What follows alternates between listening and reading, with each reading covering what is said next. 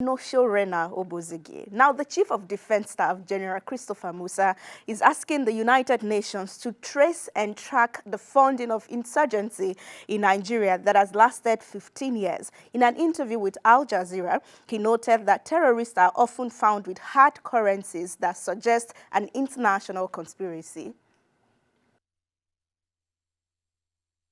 The problem is that I think we've talked to international community. Let's find out the funding. When they started surrendering, by the time we left, so as we speak, we have over 120,000 that have surrendered. Most of them, when you find them, they're coming with hard currencies. How did they get them? How are they funded? How did they get the training? How did they get the equipment? What is your suspicion? Well, maybe an international conspiracy. You don't know. Who knows? How are they be able to sustain themselves for 15 years? That is one question I think everybody should ask himself. So the UN need to come in to ensure that, because we need to trace the funding. How are they sustaining themselves for 15 years? What does the UN coming in mean? What does that look like? Trace, track the funding. It's international flow. We don't have control. All right, let's take you to the space of social media and see who is reacting and saying what. OZ says it is not an international issue. Arrest those funding in Nigeria first, then start from there. Stop making excuses for government failure. And then the UAE's list was brought back yesterday to say, this is what you should do. Start from here before you invite the UN in. And then Ademola says the highest body of security intelligence is seeking the UN to help trace the funding of a terrorist group that has been tormenting its people for 15 years. I really can't take these people seriously. What do you mean the UN needs to come in? What happened to you as a security agency? Should we now surrender our country to the dictates of the UN? What is this man saying? Also, in reaction to this, Big Dream says he made it clear it is an international issue, and that is why he's calling on the UN. Every organization, he says, have their there are limits to what they can do. That is why we have collaboration. Let's always listen, understand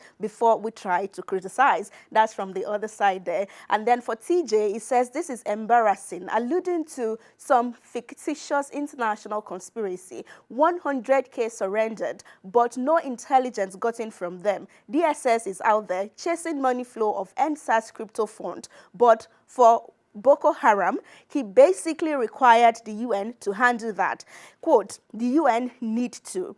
No, they don't need to do anything. It says it is Nigeria that has to drive, seek partnership and cooperation from friendly nations, deal with its enemy within its borders. All right, more stories at this point. Let's say that the Nigeria Customs Service, NCS, has disclosed that they only wanted to fill 3,977 positions, 27 positions rather, during its 2024 and 2025 recruitment exercise, but they received over 573,000 applications. Well, the application portal was only open for about 7 days, yet the numbers.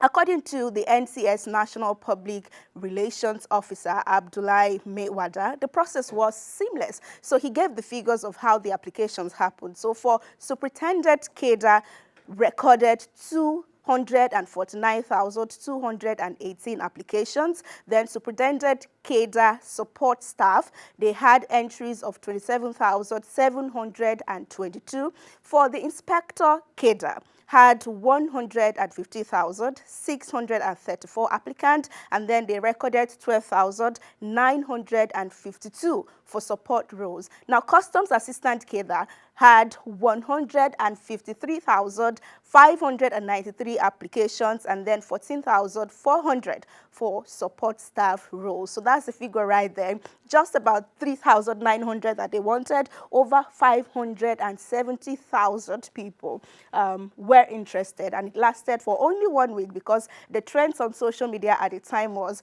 oh, the website was not responding, apparently because of the traffic. Now, in reaction to this, their purpose says, They haven't told us the number they had employed before putting out the advert. We need that data. Oshe will tell you that one. And then Khalifa says the scariest thing is that 90% of the slots have been distributed to governors, ministers, senators, DCGs, and ACGs, leaving the general public to fight for the remaining 10%. And he's laughing right there. Oslo PhD says a progressive government would declare a national emergency on unemployment and throw everything in the books at it. The low-hanging fruit to solve it is structural reform, e.g. make policing 3-tier, and the 36 states and 774 local government areas will employ millions of youth as police officers. And then he's tagging the president there at official Ahmed Bola Tinubu. Ladun says, I believe not all of them are unemployed. So all of the applicants, so he says he's not sure that they applied because they were all out of jobs. And people quite agree that, you know, some people are doing the jobs that they don't want to do simply because they don't want to sit at home, and some also want the elevation, so they may have applied even from their current jobs. Okay, Master-in-law is trending with Wike on X. This is because the Minister of the Federal Capital Territory, Nyesom Wike, is celebrating the graduation of his son, Jordan, from the Queen Mary University of London in United Kingdom. So Jordan has earned a Master of Law LLM degree. So Wike took to X, his official handle, to share these pictures, and then he added that he was so excited as the father of Jordan to witness this day. He certainly went with his family. All right, let's see Wike's caption to the pictures that we've seen. He says, happy to witness, alongside my wife, the graduation ceremony of our son, Jordan, who just earned a Master of Laws LLM degree at the Queen Mary University of London, UK. As a father, I am happy for the progress Jordan is making in the pursuit of his career. He's still tweeting at Governor Wike, who remind Mr. Minister that he's no longer a governor. I can never again be a governor. Maybe he should be updated to Minister Wike or just something else. All right. How did he meet netizens? Showore was responding first to this one, but people soon came for him. Let's see Showore's reaction to Nyesom Wike right there. You see, replying to Governor Wike, he says, you were governor for 8 years in Rivers State, one of Nigeria's wealthiest states. You looted the state dry and couldn't build a single school where your children could earn a master's in law. What a crying shame, okay? This user, in response to Showore and Governor Wike, says, Showore, you didn't have a browsing phone when Wike built the best Nigerian law school currently in Nigeria, or when he built 4 new campuses of Rivers State University in Rivers State and etc. He says, even your Yeye blog, Abi newspaper, failed to report it. You should be ashamed of yourself. Okay, Ayodeji says, the question is, why didn't he, Wike, put his son there if it's the best? That's responding to someone who's responding to Showore. And then this user, Two Fighting, he says, well, to those asking why the son cannot school in any of the struggling government-owned and underfunded universities in Nigeria, I have news for you. The standard response is that the son is of legal age to make a decision as to where in the world he would like to study and bag his master's degree in law. Nigerians honestly need to be more intelligent at tackling these politicians. You guys keep chasing shadows, and it is a sorry sight, okay? So the debate just went on. Master-in-law is trending, and then Wike too is trending. X will show you that this morning.